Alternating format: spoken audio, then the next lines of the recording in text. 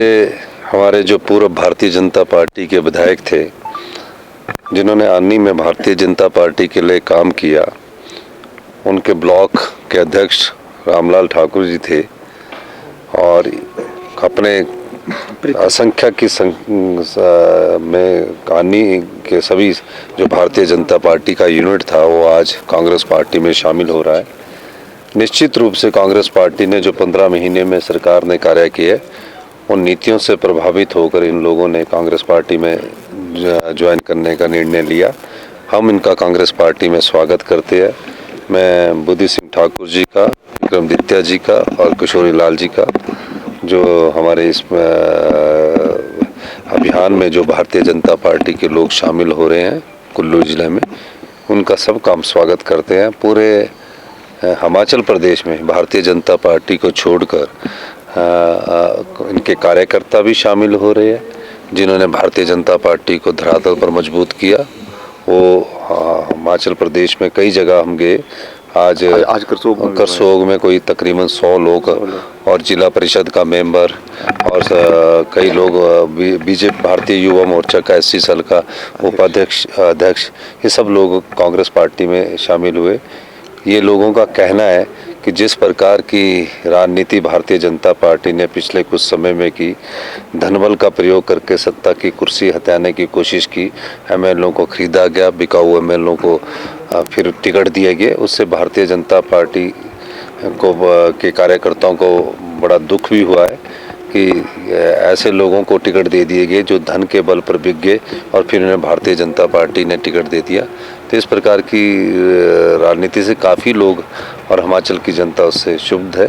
तो मेरा ये मानना है कि किशोरी लाल जी के हमारे पार्टी में शामिल होने से, इनके पूर्व ब्लॉक अध्यक्ष के शामिल होने से हमें आनी में और अधिक मजबूती मिलेगी और हम सब मिलकर कांग्रेस पार्टी की विचारधारा को मजबूत करेंगे। सर, ये कारवां आगे भी बढ़ने वाला है? नहीं, हमारा कारवां तो आगे बढ़ने वाला। जो श्रद्धा से कांग्रेस पार्टी की विचारधारा में विश्वास रखता है वो आए, उसका स्वागत है। सर, अब 4 सीटों पर प्रत्याशी घोषित कर दिए हैं। कांगड़ा से आनंद शर्मा जी को आपने प्रत्याशी बनाया है।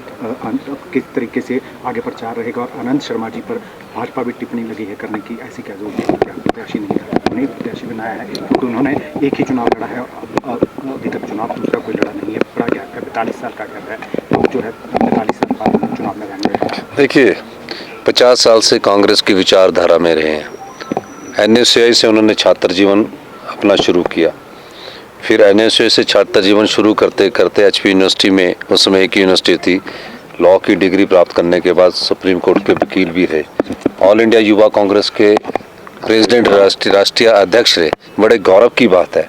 और उसके बाद कॉमर्स मिनिस्टर रहे और कॉमर्स मिनिस्टर रहने के बाद पार्टी ने डिसाइड किया कि उन्हें लोकसभा का चुनाव लड़ना चाहिए और उन्होंने लोकसभा का चुनाव के लिए हामी भरी। हाईकमांड ने कहा कि आपको लोकसभा का चुनाव लड़ना है, उन्होंने हामी भरी।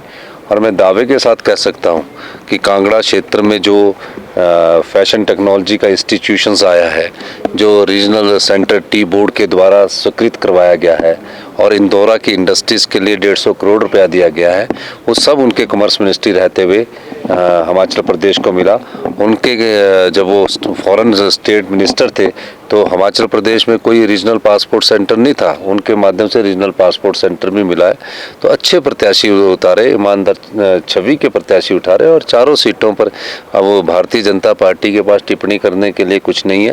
पहले बोलते प्रत्याशी नहीं घोषित हो रहे हैं, प्रत्याशी नहीं मिल रहे हैं, अब प्रत्याशी मिल गए तो फिर उन पर टिप्पणियां कर रहे हैं। जयराम ठाकुर जी का जो आजकल वक्तव्य है ना, वो नाच ना जाने आंगन टेढ़ा वाली बात कर रहे हैं। 3 प्रत्याशी बचे हैं, अब कब तक उस पर हो जाएगी? हाँ, तो वो भी आपको बता देंगे जब हो जाएगा। लगातार जनसभाएं सर आप कर रहे हैं, किस तरह का रिस्पॉन्स आ रहा है? हालांकि 2 चरणों में लोकसभा की